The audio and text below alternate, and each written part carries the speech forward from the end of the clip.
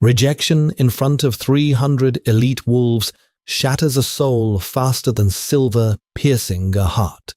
Gianna Croft stood under the grand iron chandelier of Oakhaven Hall, her outstretched hand trembling in the cold, pine-scented air.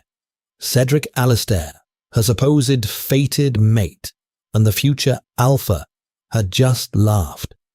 Not a polite chuckle, but a cruel echoing sound that silenced the entire banquet.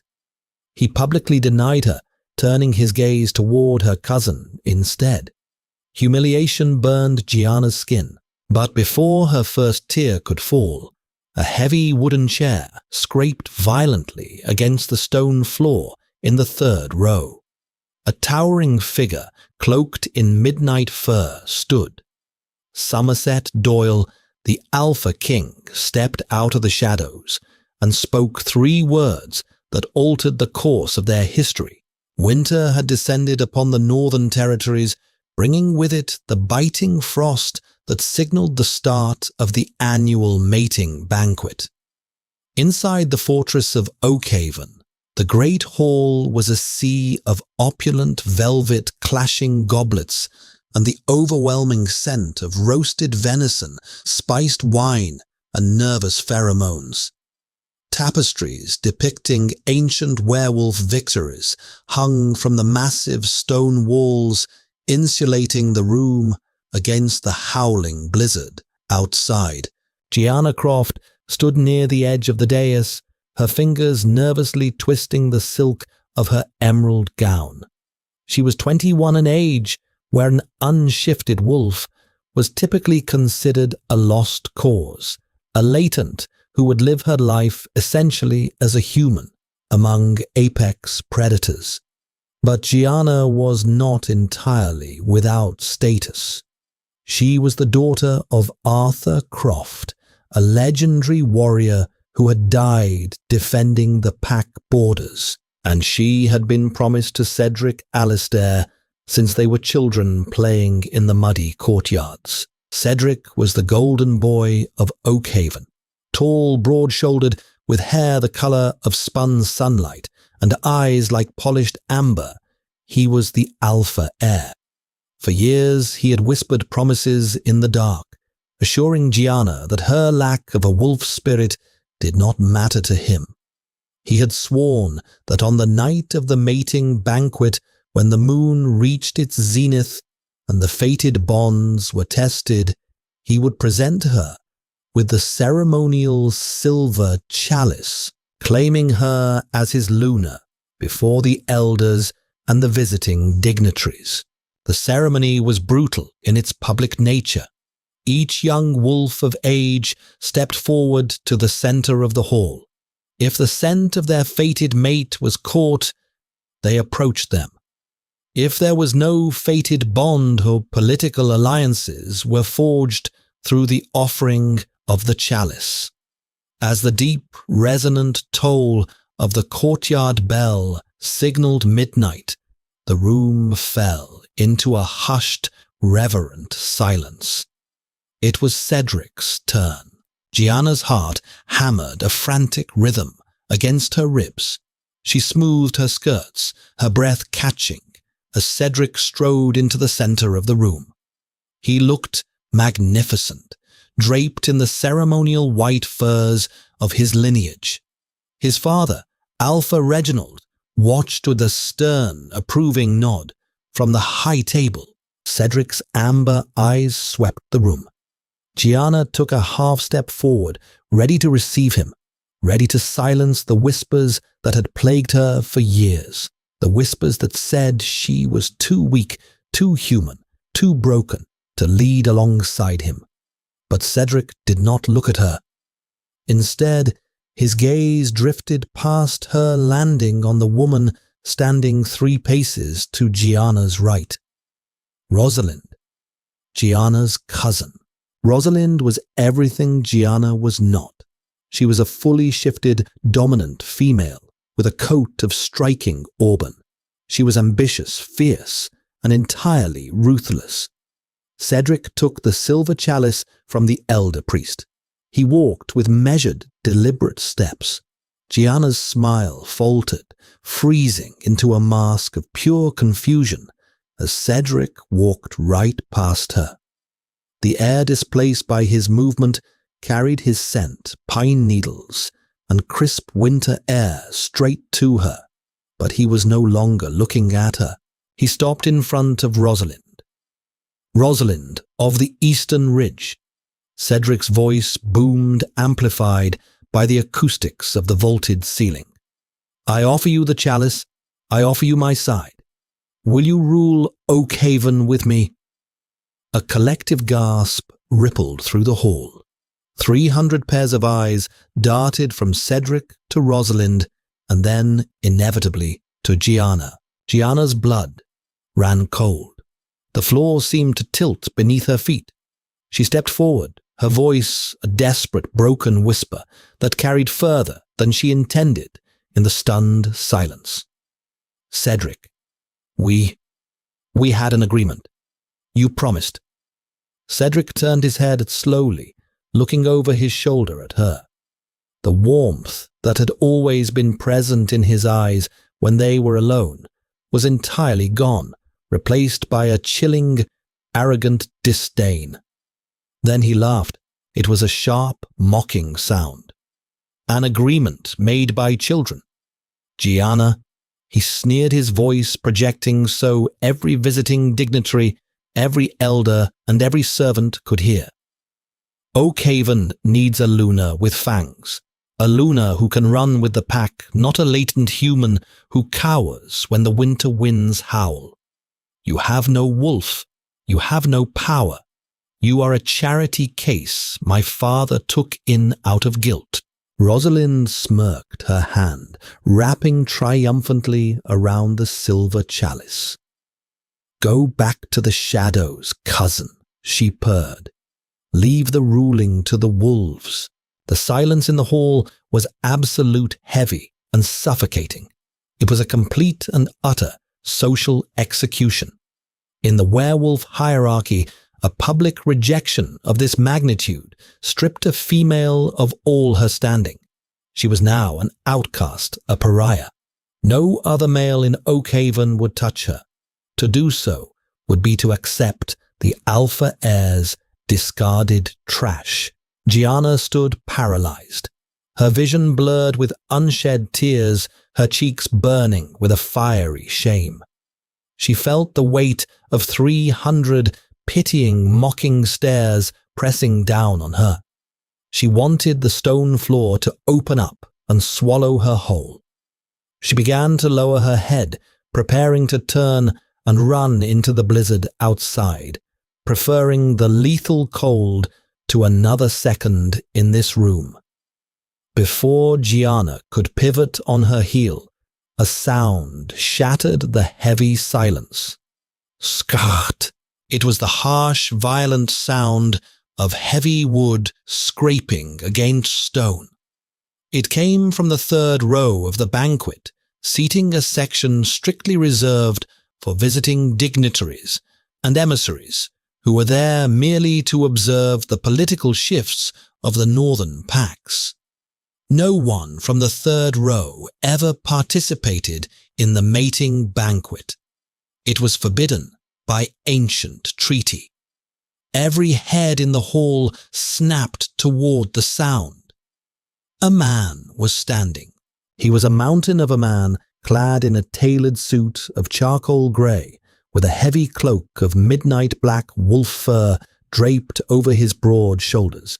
He stood at least 6'4", radiating an aura of raw, suffocating power that made the air in the room feel instantly thinner. His hair was dark as a raven's wing, and a faded, jagged scar ran from his left temple down to his jawline, a testament to a brutal past. It was Somerset Doyle, the Alpha King. He was a myth walking among mortals. Somerset ruled the massive, sprawling territories of the West, a coalition of packs so powerful that even the alphas of Oakhaven paid him heavy tithes. He was known to be ruthless, cold, and entirely uninterested in the petty squabbles of the lesser packs. He had attended the Banquet incognito, a silent observer in the shadows, drinking his wine and saying nothing for 3 hours. Until now. Somerset stepped out from the row. The heavy thud of his boots against the stone floor echoed like a war drum. He didn't look at Alpha Reginald. He didn't look at the stunned, open-mouthed Cedric. His piercing, stormy grey eyes were locked entirely on Gianna. "The boy is a fool." Somerset's voice rumbled deep and gravelly, carrying an effortless authority that demanded absolute submission. It wasn't a shout, but it vibrated in the chest of everyone present. Cedric stiffened his face, flushing with a mix of sudden anger and profound terror. "My king," Cedric stammered quickly, bowing his head. I meant no disrespect to the crown, I merely—" Silence. Somerset didn't raise his voice, but the single word was laced with enough alpha command that several weaker wolves in the room actually whimpered and dropped to their knees. Cedric's jaw snapped shut, his body trembling slightly under the crushing weight of the king's aura. Somerset closed the distance, walking past the high tables, ignoring the terrified gasps of the Oakhaven elders. He stopped right in front of Gianna. Up close, he was terrifyingly handsome, but it was a harsh, predatory beauty. Gianna had to tilt her head back to meet his eyes. She expected to see pity, or perhaps amusement at her plight. Instead, she saw a blazing, intense focus. "He rejects you," Somerset said, his voice dropping to a low octave, meant only for her, though the hall was so quiet everyone could hear. "He claims you are weak. He sees only a lack of fur and fangs." Gianna swallowed hard, her throat dry. I am latent, Your Majesty. He speaks the truth." Somerset's eyes darkened, a storm brewing in the grey depths. He reached out his large, calloused hand, gently catching a stray tear that had finally managed to escape her eye. The touch sent a violent electric shock through her system, a jolt so intense she gasped aloud. It wasn't the spark of a fated mate. It was something older, something deeply magical that resonated in her very bones. "He is blind," Somerset stated flatly. He turned slowly, his massive frame shielding Gianna from the rest of the room. He looked at the high table, locking eyes with Alpha Reginald, who looked like he was on the verge of a heart attack. According to the ancient laws of the First Treaty, Somerset announced his voice, echoing off the vaulted ceilings. A female publicly discarded at the mating banquet without cause or prior provocation is unbound from her pack. She becomes a free citizen of the territory. Reginald nodded frantically, sweat beading on his forehead. Yes, my king. That is the law." Somerset turned his gaze to Cedric, who was still clutching the silver chalice next to Rosalind. "And according to the rights of claiming," Somerset continued, "any unbound female may be claimed by an alpha of equal or higher standing, provided she consents." The room collectively stopped breathing. Somerset turned back to Gianna. He didn't drop to one knee, kings bowed to no one, but he extended his hand toward her palm up. The heavy gold signet ring of the Western Coalition glinted in the candlelight. "I'll do it," Somerset said. The words were simple, but they struck the hall like a thunderbolt. "I will claim her." Somerset elaborated, his voice rich and unwavering. "I will take Gianna Croft as my Luna. She will sit at my right hand. She will rule the western territories. And her word will be law, from the crimson mountains to the silver shores. Cedric dropped the chalice. It hit the stone floor with a sharp clang, wine spilling like blood across the grey stones. Wait, you can't, Cedric blurted out, panic entirely overriding his survival instincts. She's broken. She has no wolf. Somerset turned his head just an inch. The killing intent that flared in his eyes was so potent that Cedric stumbled backward, crashing into Rosalind. Speak of my future queen with disrespect again, boy, Somerset whispered, and I will tear your throat out and feed it to the crows before your father's eyes. No one dared to speak. The elders of Oakhaven looked as though they had been struck to stone. Rosalind, who had been glowing with triumph moments before, now looked pale and sickly, staring at Gianna with a mixture of disbelief and utter envy. To be the Luna of Oakhaven was a regional honor. To be the Luna of the Alpha King was to be a deity. Do you consent, Gianna? Somerset asked, his attention returning entirely to her. His voice softened, losing the sharp, lethal edge it held when addressing Cedric. Will you leave this place of cowards and ride with me to the west? Gianna stared at his outstretched hand. Her mind was spinning. An hour ago, she was preparing to bind herself to a man who secretly despised her, destined to be a hidden tolerated burden in her own home. Now the most powerful predator on the continent was offering her the world. She looked past Somerset, catching Cedric's eye. The boy she had loved, the man who had humiliated her, was now looking at her with desperate, silent pleading. He was suddenly realizing the catastrophic political blunder he had made. By rejecting her, he had given the Alpha King a legal foothold in the north, an excuse to intertwine the territories. Gianna took a deep breath. The scent of pine and anxiety faded, replaced by the deep, earthy scent of rainseeder and raw ozone that rolled off Somerset. It smelled like safety. It smelled like power. She reached out and placed her small hand in his large, scarred palm. I consent, she said, her voice clear and ringing. Somerset's fingers closed around hers, warm and solid. A rare, dangerous smile curved the corner of his mouth. Then it is done. He didn't wait for the ceremonial blessings. He didn't wait for the elders to record the union. Somerset Doyle simply turned and began to walk down the central aisle, pulling Gianna gently but firmly alongside him. The crowd parted like the Red Sea wolves, bowing their heads and averting their eyes in absolute submission as the king passed. They walked out of the heavy oak doors of the great hall and into the freezing, howling blizzard of the courtyard.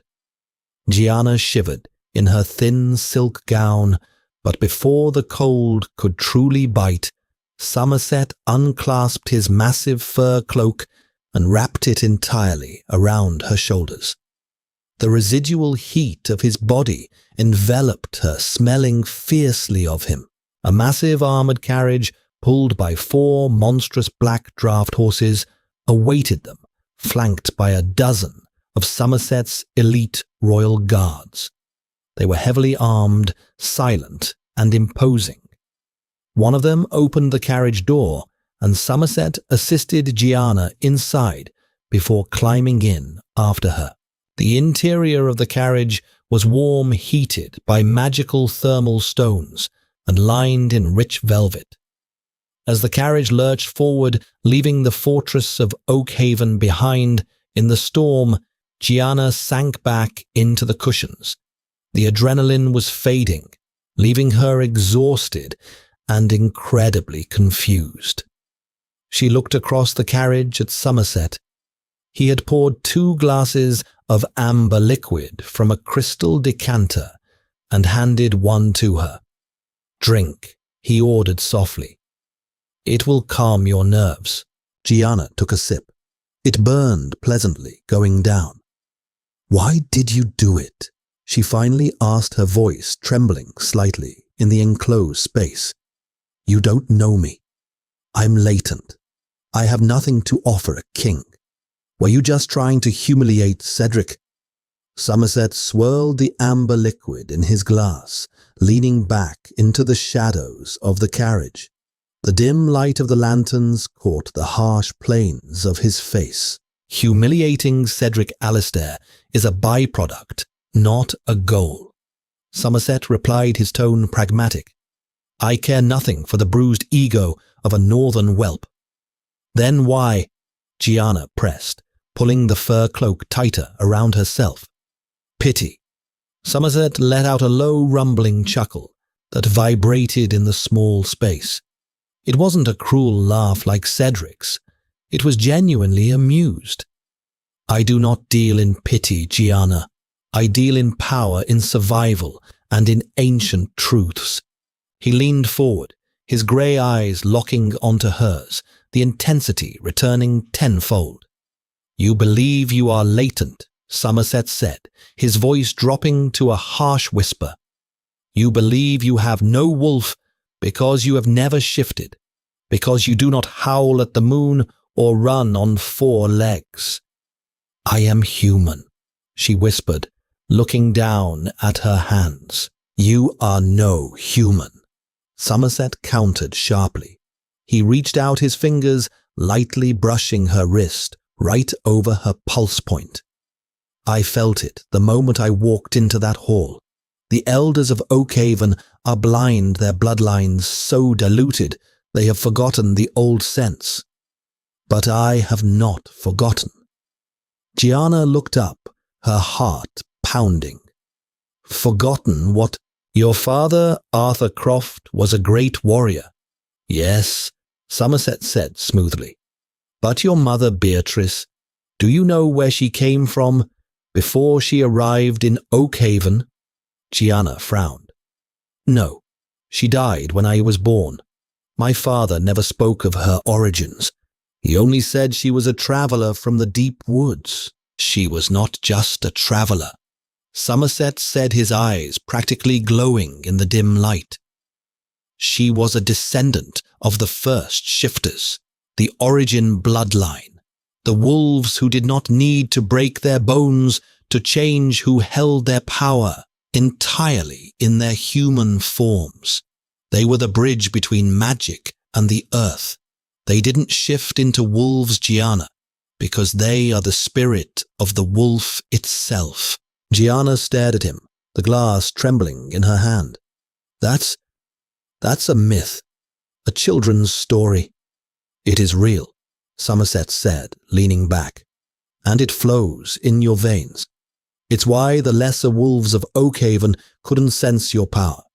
It operates on a frequency too ancient, too potent for them to comprehend. But my bloodline remembers. When Cedric rejected you, he didn't just cast away a latent girl. He severed Oakhaven's tie to the most powerful magical battery on the continent." Somerset raised his glass in a mock toast. "He handed me the key to awakening the true power of the Western Coalition. You are not broken, Gianna. You are dormant. And by the time we reach my capital, you are going to wake up." Heavy snow battered the reinforced timber of the carriage as it ascended the treacherous pass of the Dragon Tooth Mountains. Gianna stared at the dancing shadows cast by the thermal stones, Somerset's words echoing in her mind like a relentless drumbeat. First shifters, origin bloodline, magic. It sounded like the fever dream of a desperate man. Yet Somerset Doyle was the furthest thing from desperate. He was a king who calculated every move with lethal precision. "You expect me to believe," Gianna said, breaking the 2-hour silence that had settled between them, "that my mother, a woman who baked blackberry tarts and died of a winter fever, was an ancient magical battery." Somerset opened his eyes. He had been resting, though his posture remained coiled and dangerous. "History is written by the victors, Gianna. The modern shifter, the beasts who tear their flesh to run on 4 legs.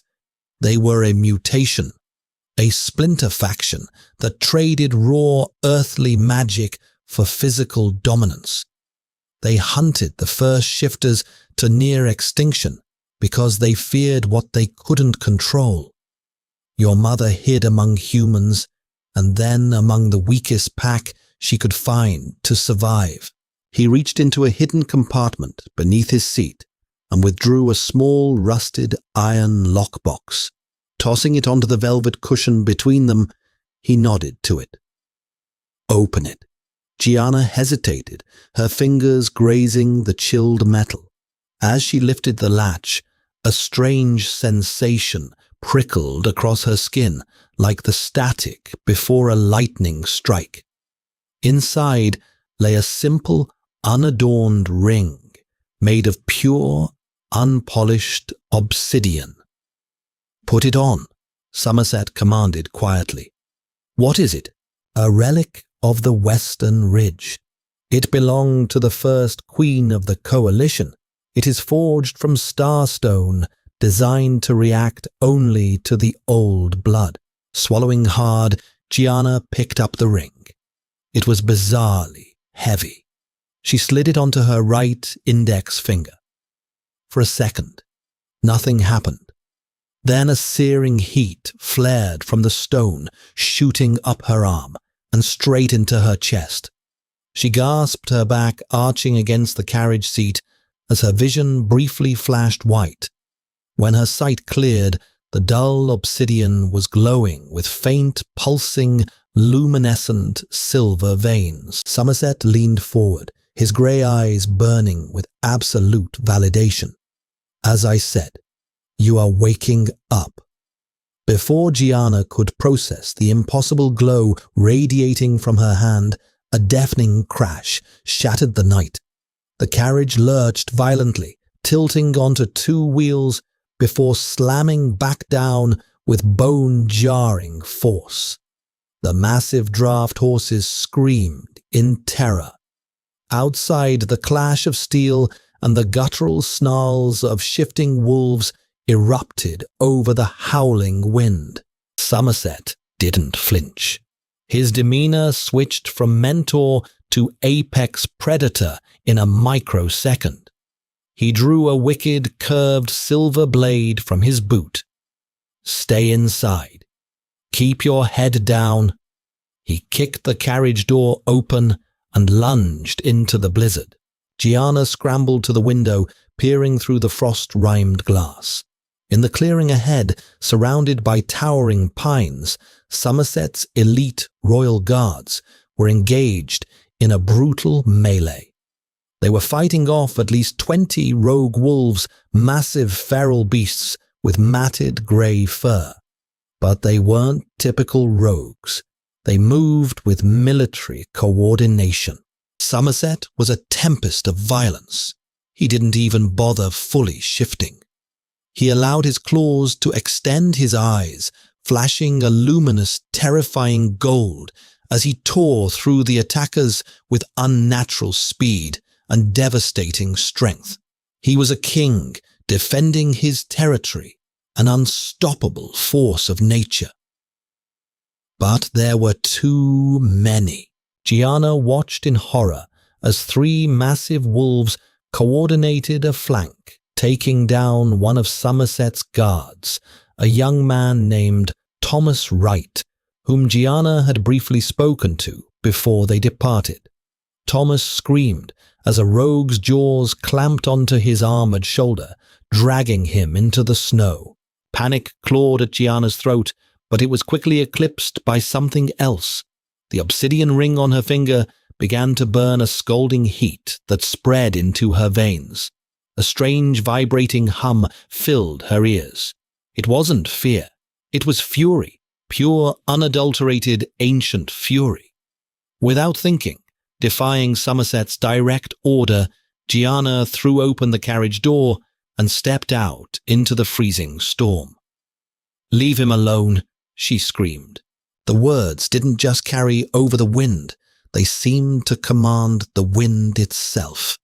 A shock wave of invisible, concussive force exploded from Gianna's body. It hit the clearing like a localized hurricane. The three wolves attacking Thomas were violently thrown backward, hurled through the air to smash against the trunks of the pine trees with sickening crunches. Silence instantly fell over the clearing, save for the howling wind.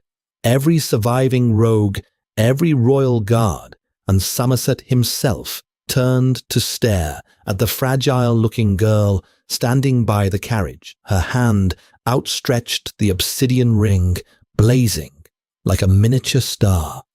The remaining rogues whined their ears, pinning back flat against their skulls. The aura rolling off Gianna was suffocating, forcing them to their bellies in absolute primitive submission. Somerset wiped a smear of blood from his jaw, a slow, dark smile spreading across his face. He walked over to one of the cowering rogues, hauling the beast up by the scruff of his neck, until it was forced to shift back into its human form, a shivering, terrified mercenary. "Who sent you?" Somerset demanded, his voice a lethal purr. The mercenary coughed up blood, his eyes darting fearfully toward Gianna. A woman, auburn hair, from Oakhaven.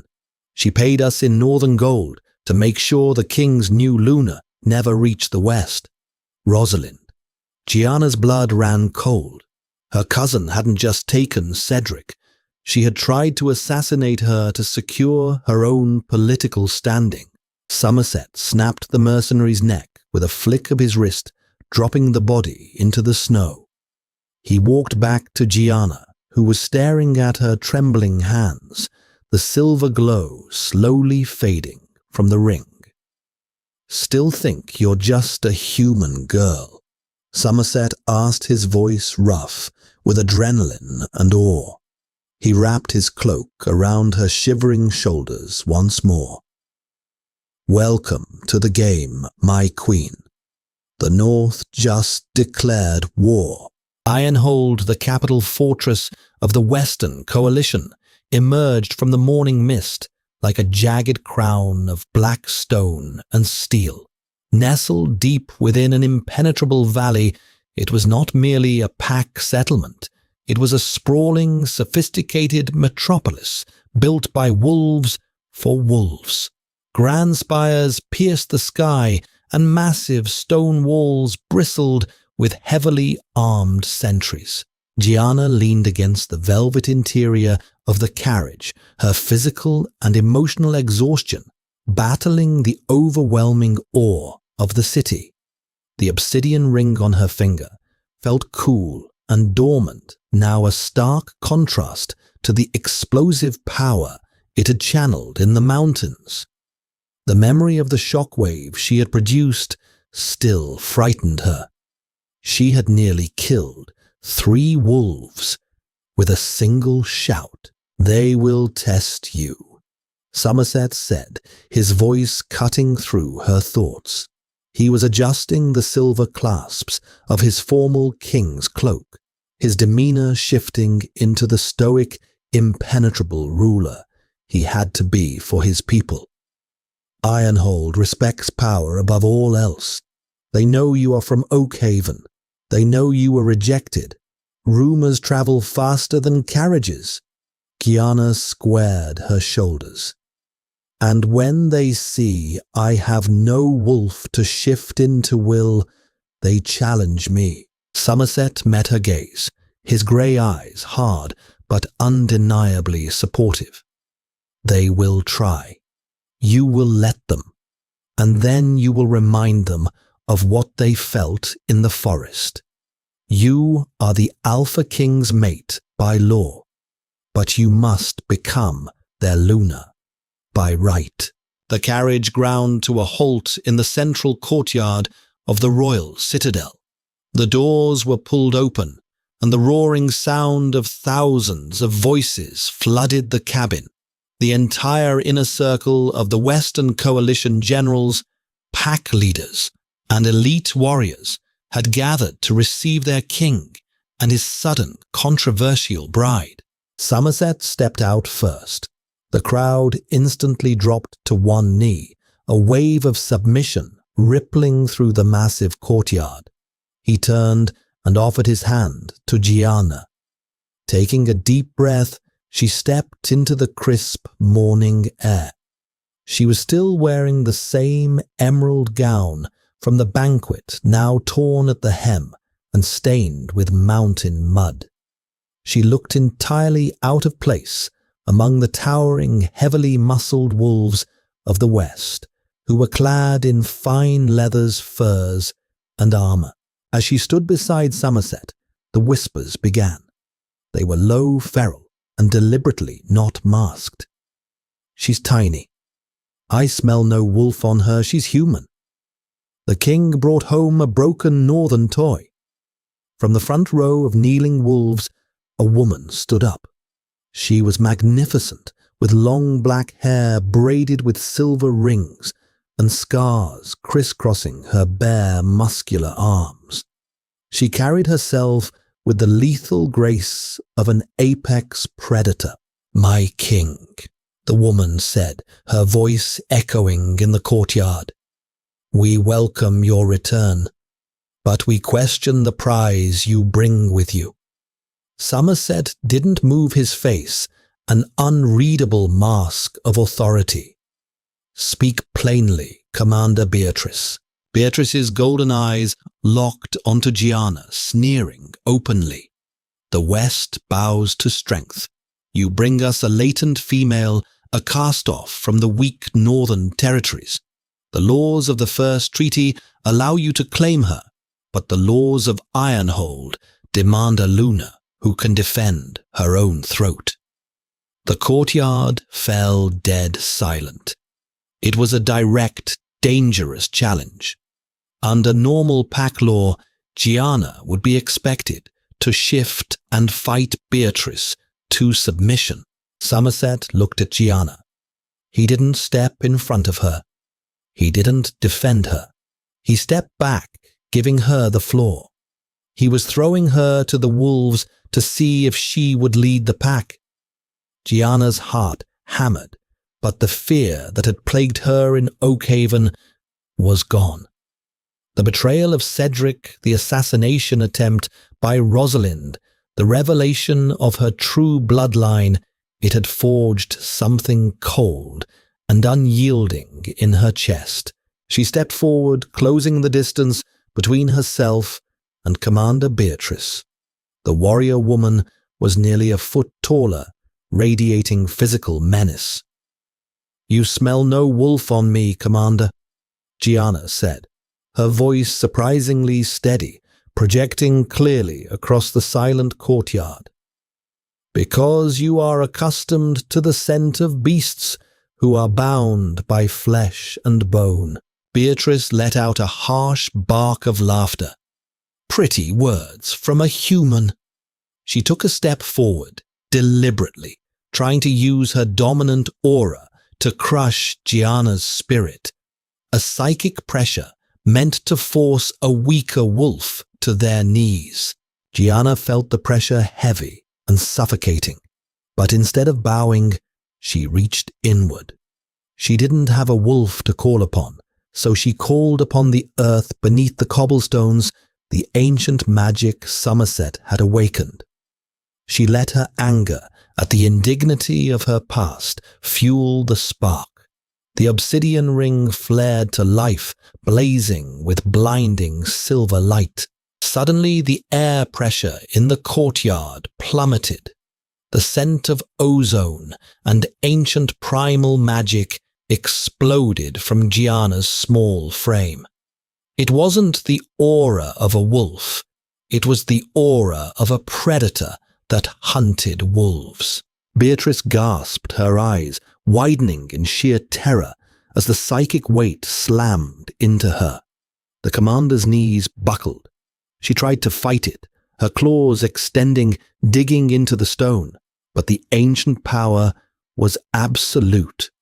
With a choked sob, Beatrice collapsed entirely, pressing her forehead against the cold cobblestones in total involuntary submission. Behind her, all 3,000 gathered wolves let out collective whines, dropping their heads, lower their bodies, trembling under the crushing divine weight of the first blood. Gianna stood over the trembling commander, the silver light reflecting in her eyes. "I do not need to bear fangs to tear your throat out, Beatrice," Gianna said coldly. "Do not mistake my lack of fur for a lack of power.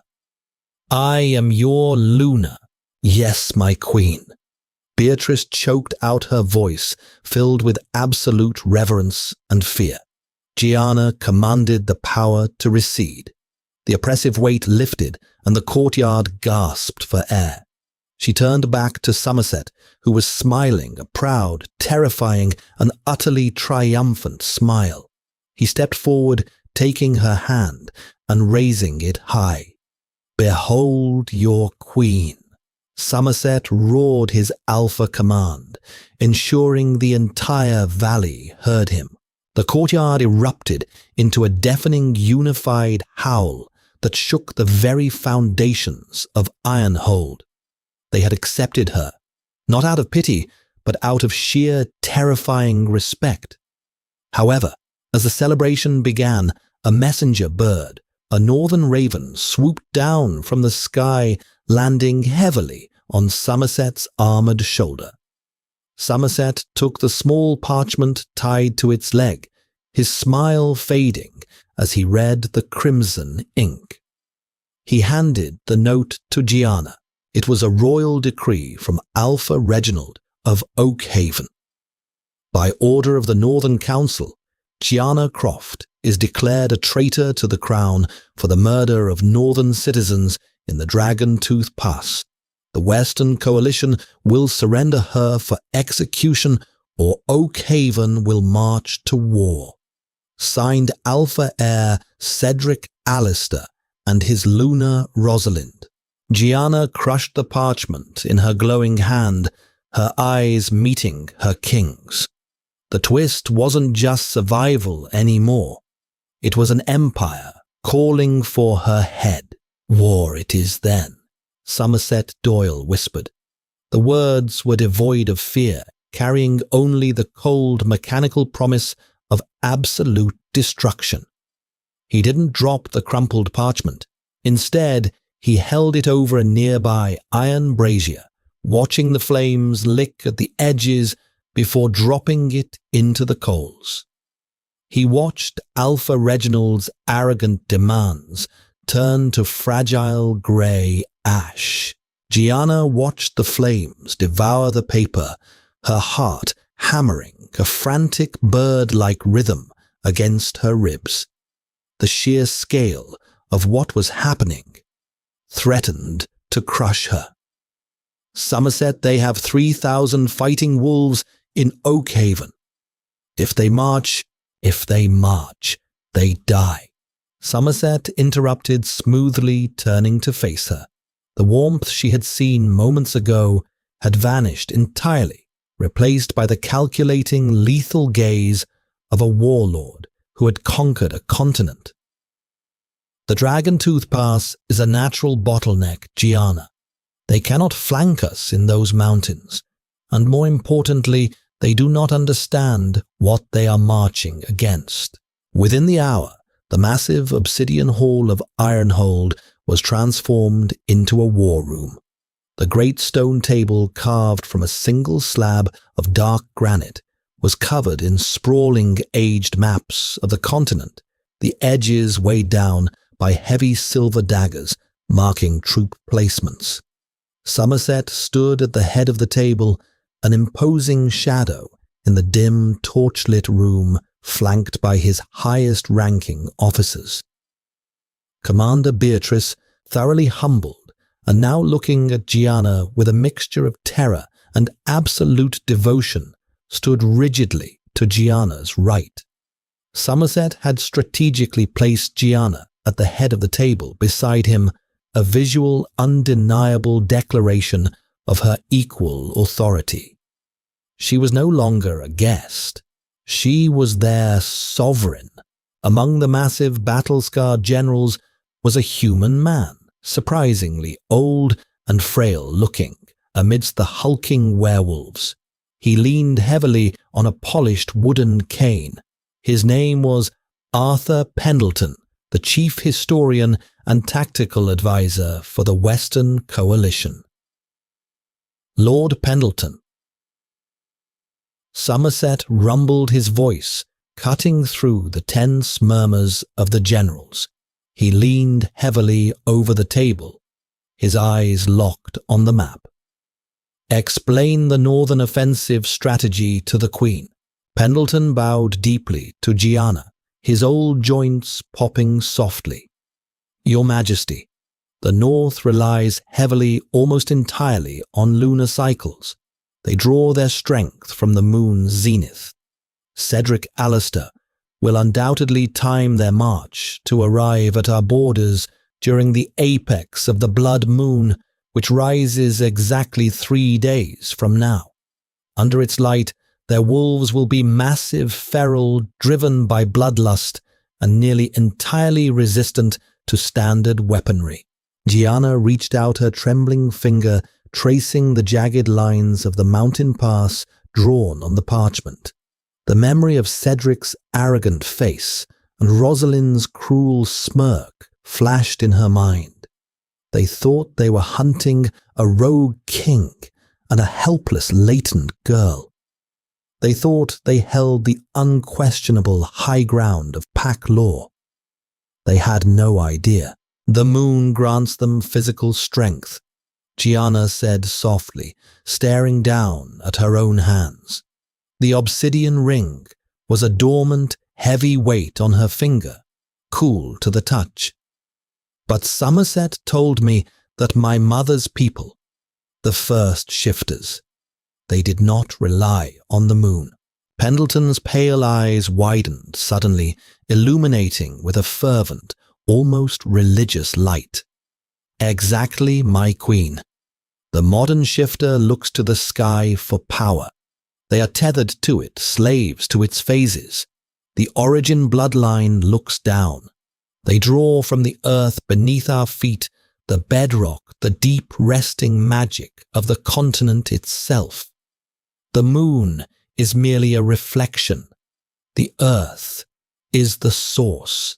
Somerset shifted his stance, moving closer to Gianna.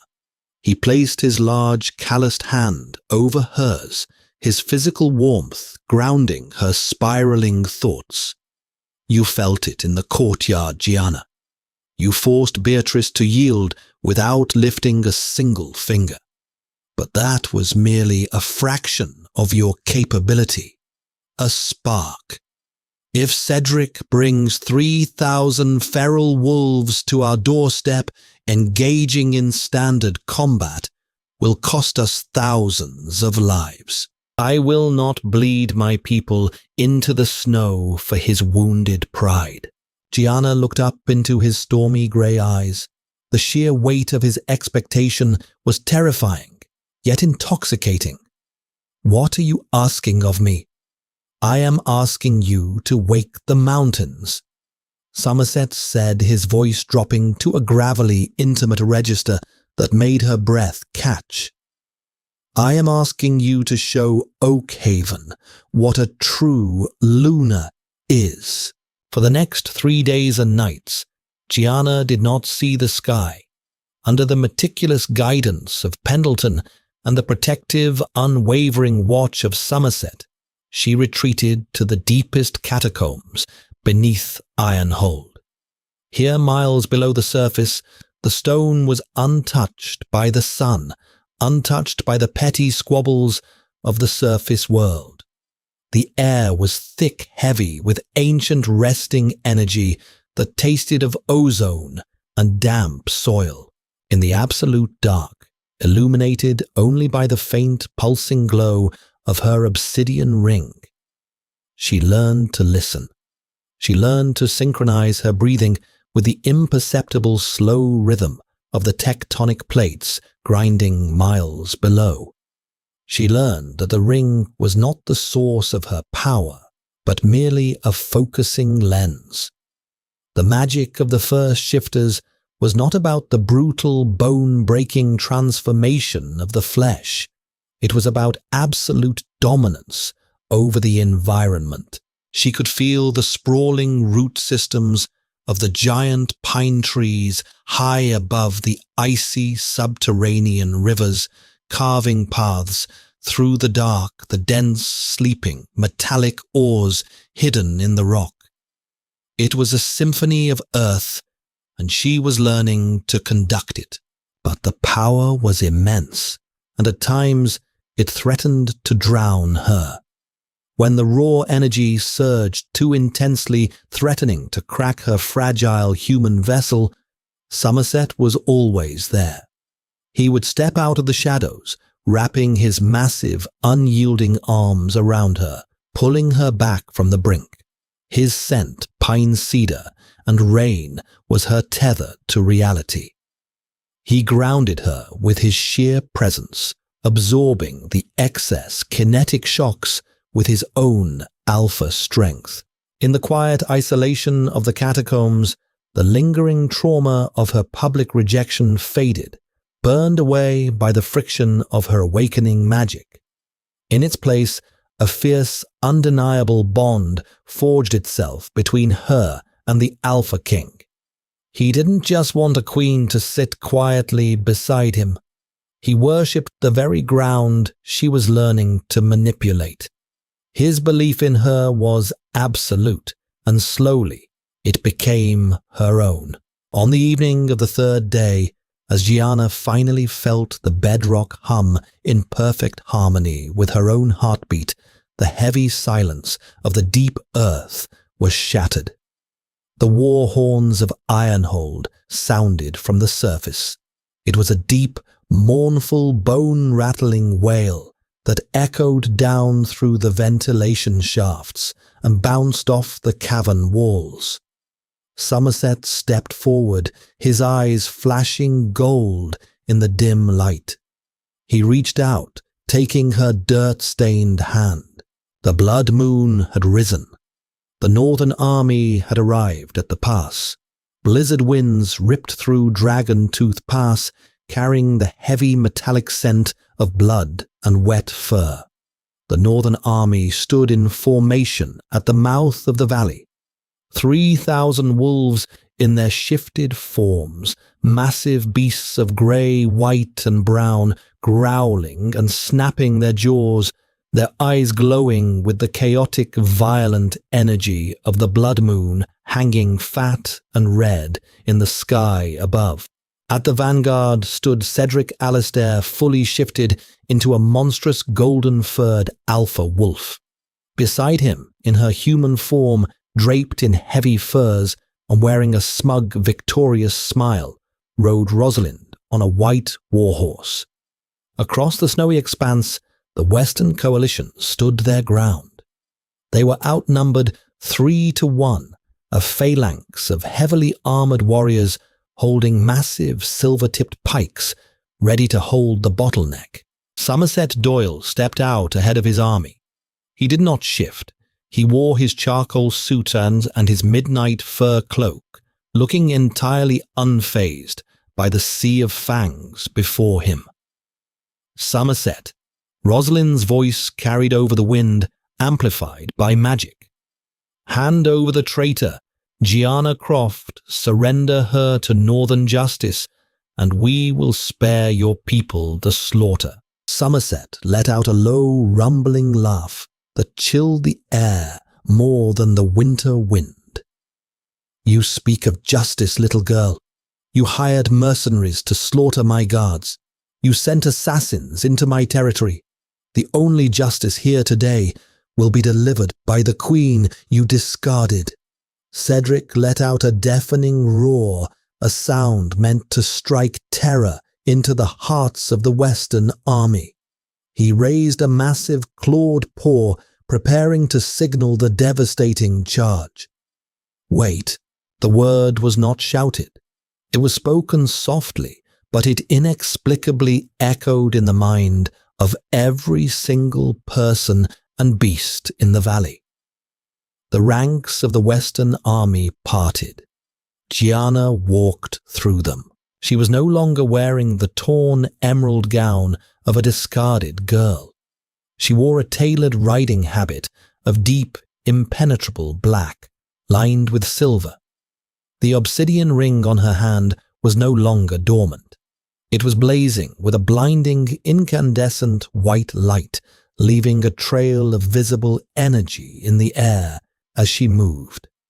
She walked past the vanguard, past the protective line of pikemen, and stopped beside Somerset.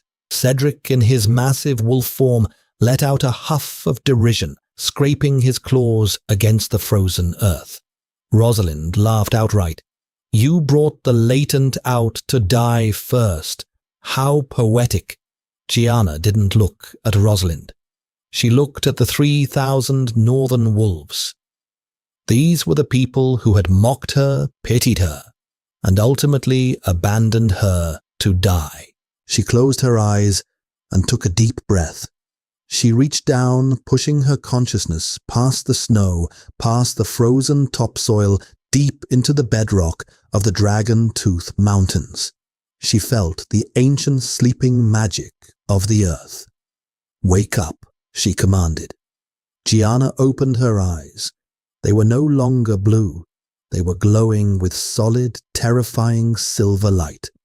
She raised both hands and slammed her palms down toward the ground, stopping inches above the snow. The world shattered. It wasn't an earthquake. It was an uprising.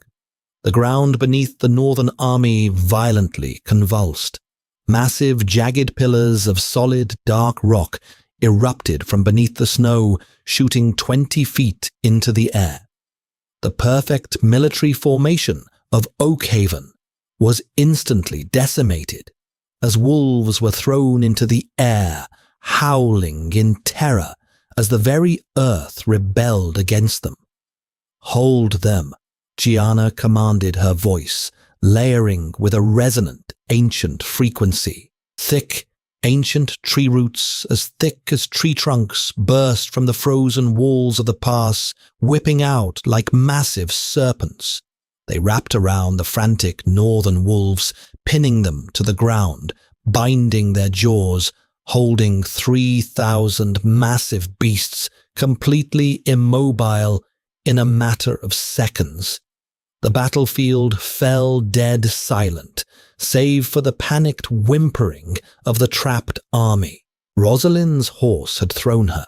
She lay in the snow, staring in absolute mind-shattering horror at the latent cousin she had tormented her entire life. Cedric, trapped between two massive pillars of rock, struggled frantically, his golden fur matted with snow, but he could not break the earth's hold. Gianna walked forward, her boots crunching softly on the snow. Somerset walked a half-step behind her, his chest swelling with dark, violent pride. She stopped in front of the trapped Cedric. "You look to the moon for your power, Cedric," Gianna said, her voice echoing in the silent valley. "But you forgot that the moon is nothing but a rock in the sky. I am the earth you stand on. I am the gravity that holds you down." She extended her glowing hand toward him. She didn't touch him, but she violently pulled her hand back, curling her fingers into a fist. Cedric let out an agonizing human scream. The origin magic ripped through his nervous system, violently stripping away his alpha aura, forcibly severing his connection to his wolf spirit. He shrank, his bones snapping and reforming as he was forcefully shifted back into his human form. He fell naked into the snow, shivering, powerless, and weeping. She had permanently broken his ability to lead. Gianna turned her silver gaze to Rosalind, who was scrambling backward in the snow, sobbing in terror. "Take your broken Alpha back to Oakhaven," Gianna commanded coldly. "Tell Alpha Reginald that the West does not yield. Tell him that the latent girl he discarded is now the queen of the bedrock. If Oakhaven ever steps foot in my territory again, I will not just bind your wolves. I will swallow your entire fortress into the earth." She turned her back on them, an absolute dismissal. As she walked back toward the western lines, the roots slowly receded, releasing the terrified northern wolves, who immediately turned and fled into the blizzard, leaving their disgraced Alpha and his Luna behind. Somerset met her halfway. He didn't care about the thousands of eyes watching them. He dropped to one knee in the snow, a king bowing to his equal. He took her glowing hand and pressed a fierce, burning kiss to her knuckles. "My queen." Somerset murmured, his grey eyes blazing with adoration and triumph. "You have won us the continent." Gianna smiled, the silver light slowly fading from her eyes as she pulled him up to stand beside her. The rejection in the banquet hall felt like a lifetime ago. She was no longer a victim of pack politics. She was the storm they had foolishly awakened. If you love this story of ultimate betrayal and devastating revenge, smash that like button. Right now, Gianna's journey from a discarded, humiliated latent to the most terrifyingly powerful queen on the continent is proof that sometimes the strongest magic is the kind they can't see until it's too late. What was your favorite moment? Was it Somerset stepping up in the third row, or Gianna absolutely crushing the Northern Army with the earth itself? Drop a comment below and let me know.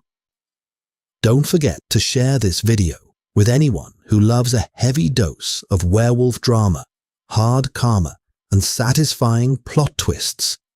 Make sure you hit subscribe and ring the notification bell so you never miss out on our next epic storytelling adventure.